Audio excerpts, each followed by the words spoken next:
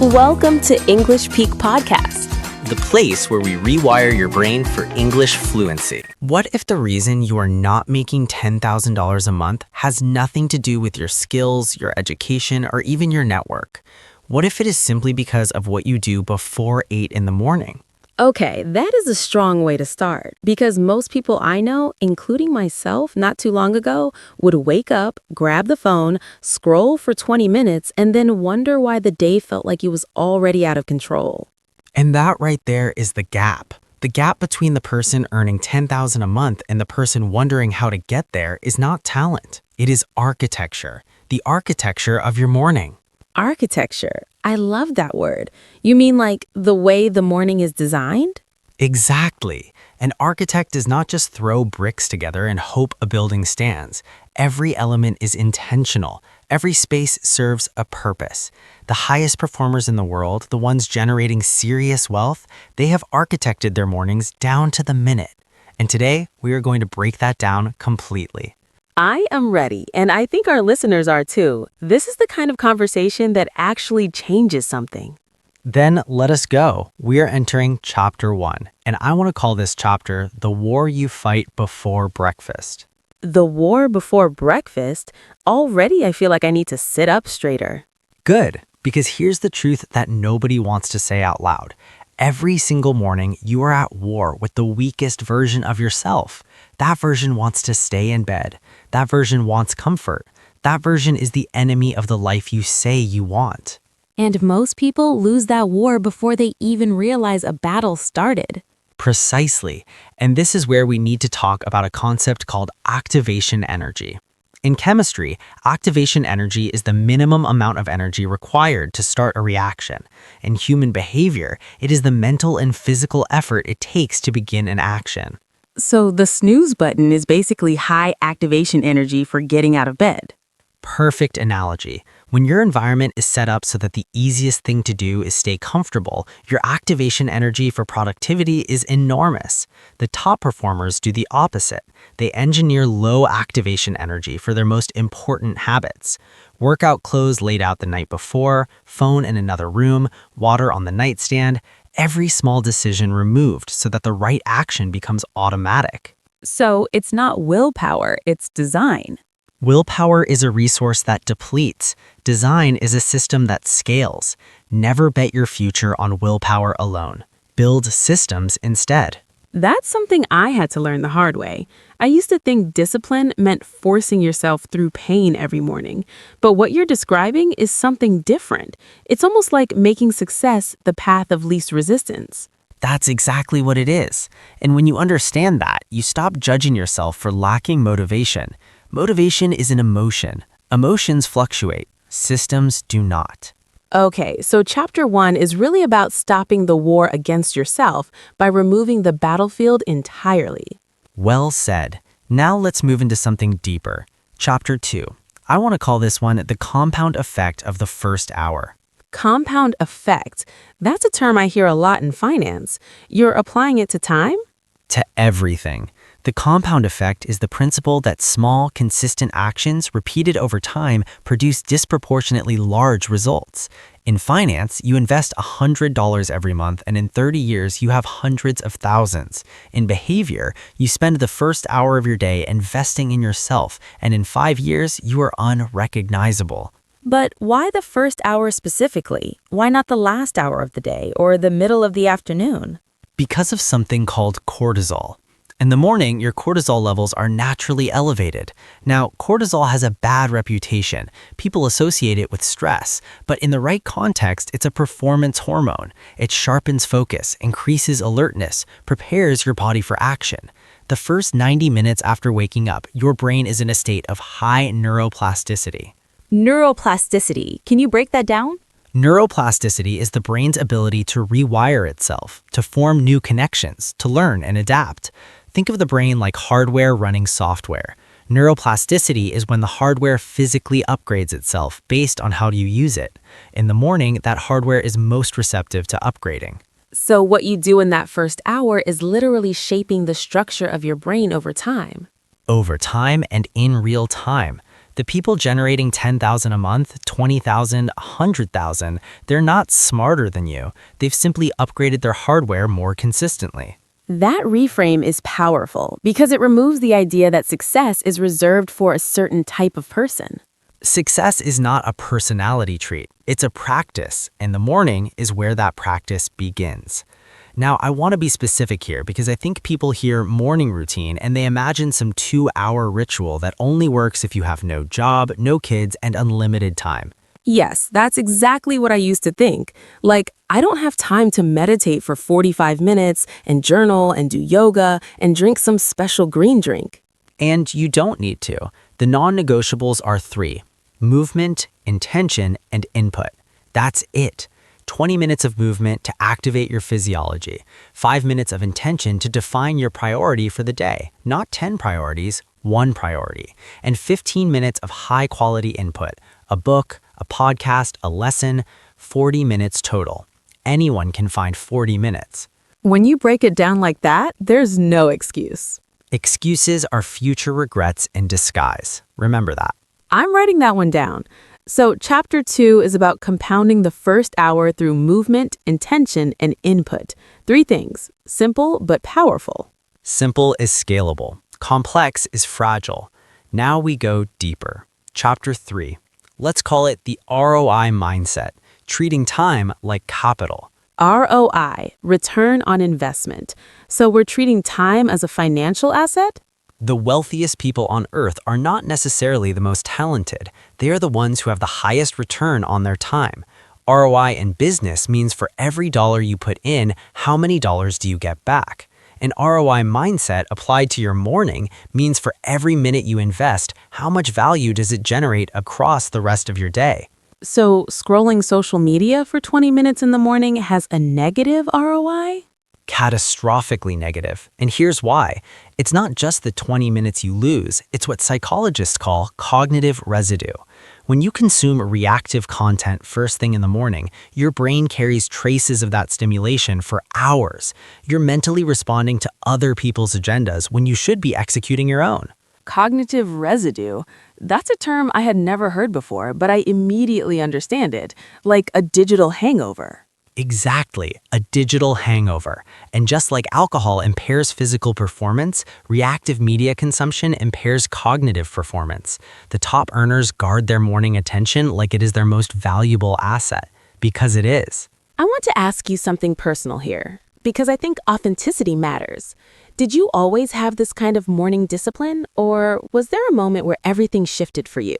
Honestly, I was a disaster in my 20s. I was reactive, unfocused, constantly busy, but never productive. There's a critical distinction between being busy and being productive. Busy means motion. Productive means progress toward a defined outcome. I was generating a lot of motion with very little progress. What changed? I got financially desperate enough to get honest with myself. I looked at my morning and I realized I was starting every day in a deficit. Deficit not just of time, but of mental clarity, of intentionality, of self-respect. The morning routine was not the solution to my money problems. It was the foundation on which every solution could be built. And that is the connection people miss. The morning routine is not a productivity trick. It is an identity statement. Powerful. An identity statement. Who you are in the first hour of the day is a vote for who you are becoming. Every morning you wake up and execute your routine, you cast a vote for the high-performance version of yourself. Every morning you succumb to comfort, you cast a vote for stagnation. So the $10,000 month is not just a financial milestone. It is a reflection of how many votes you have cast for your best self over time.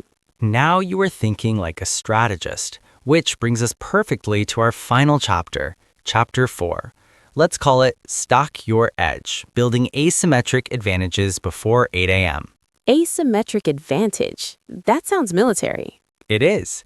In military strategy, an asymmetric advantage means you are operating from a position of disproportionate strength.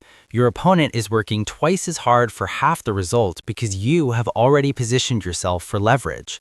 In wealth building, the morning is where you build asymmetric advantages over your competition. What does that look like practically? What are the actual habits that create this asymmetric edge? The first is what I call proactive learning over reactive consuming.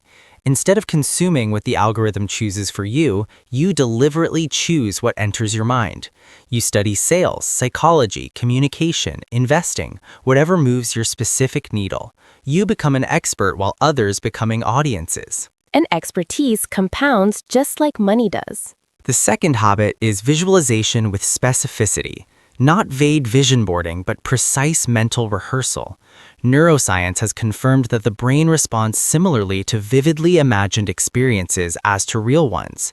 When you spend 5 minutes in the morning mentally rehearsing a difficult conversation, a sales call, a performance, you are literally training your nervous system to execute under pressure. I remember reading about Olympic athletes using this. They practice the race in their mind hundreds of times before they ever step onto the track. And the third habit, perhaps the most underestimated, is what I call strategic solitude, the ability to sit with your own thoughts without external input. In a world of constant noise, the person who can think clearly and independently has an extraordinary competitive advantage. Most people are so addicted to stimulation that they have lost the ability to generate original thought. Strategic solitude in the morning recovers that capacity. This is the one that challenges me the most personally, because silence used to make me uncomfortable. I would fill every quiet moment with something, music, a show, anything. Because silence forces confrontation with yourself, with your choices, with the distance between where you are and where you want to be. Most people run from that confrontation their entire lives. The ones who face it in the morning and use it as fuel, those are the ones who close the gap. And that is ultimately what this entire conversation has been about. Closing the gap. Using the morning not as something that happens to you, but as a weapon you wield. A weapon and an investment. The morning is the only time in the day that belongs entirely to you before the world starts making demands. How you use that time determines the trajectory of everything else. I feel like we need to take a breath here because that was a lot of wisdom packed into one episode. But before we close out, we have our word tour because one of the things we do here at English Peak is make sure you leave not just inspired, but equipped with real language, the vocabulary of high performers. Absolutely. The word tour is where we extract the power vocabulary from today's conversation. These are the words and phrases that will elevate how you think, how you speak, and how you present yourself in professional and ambitious contexts. Let us walk through them together. The first one we used right at the start, architecture, and not in the building sense. You used it to describe the structure of a morning routine, the architecture of your morning. When you apply architecture to behavior or systems, you imply intentional, purposeful design. You can use it in any professional context. The architecture of a business strategy, the architecture of a team. It signals that you think in structures, not just in ideas. The second word was activation energy. You pulled it from chemistry and applied it to habits. Activation energy in human terms is the effort required to start something. High activation energy means starting feels hard. When you say, I am reducing the activation energy for my morning routine, you sound like someone who understands behavioral psychology, because you do. Third was neuroplasticity, the brain's ability to rewire and adapt. Use this word and people listen differently.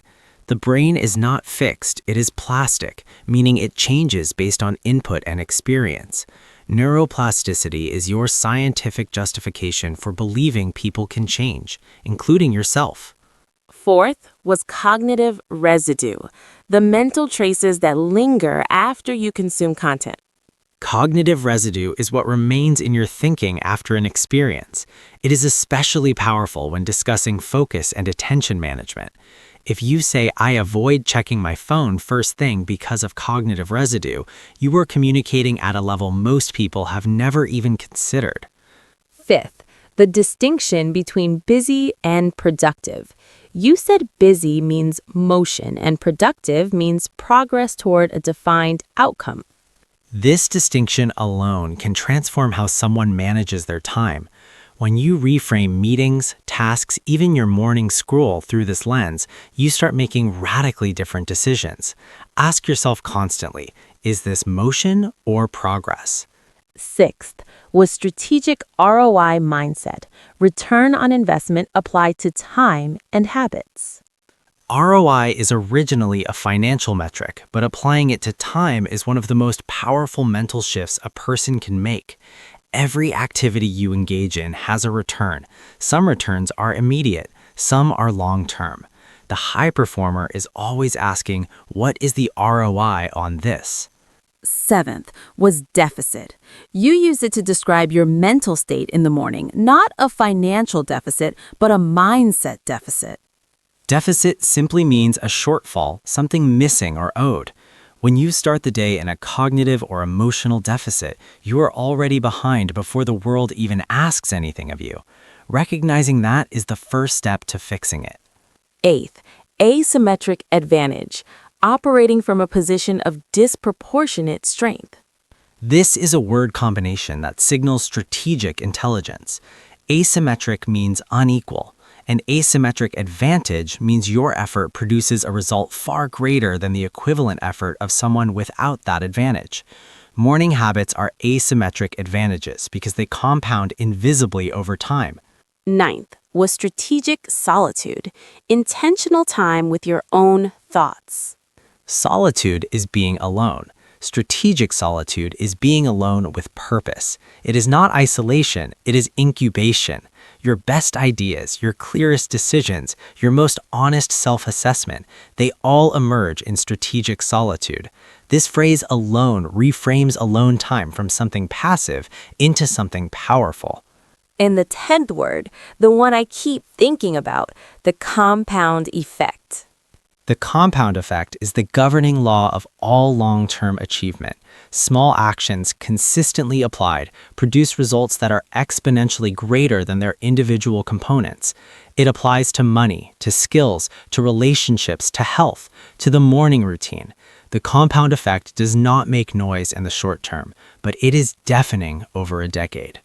10 words, 10 tools.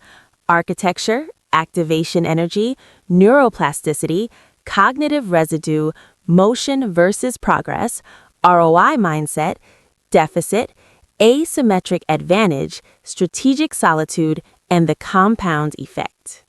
If you can use these words naturally in your daily conversations, in your professional emails, in your thinking, you are already operating at a different level. Language is not just communication. Language is cognition. The words you know define the thoughts you can think. And that's the English Peak difference. We're not here to teach you grammar. We're here to expand what is possible for you in English and in life.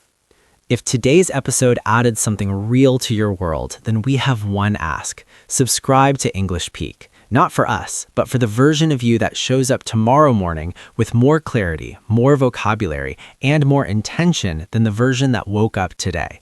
That person is worth investing in. And share this episode with someone who needs to hear it, someone who's sleeping on their potential. Sometimes the right conversation at the right moment changes everything. We'll see you at the top because that's the only place worth going. English Peak. See you in the next one.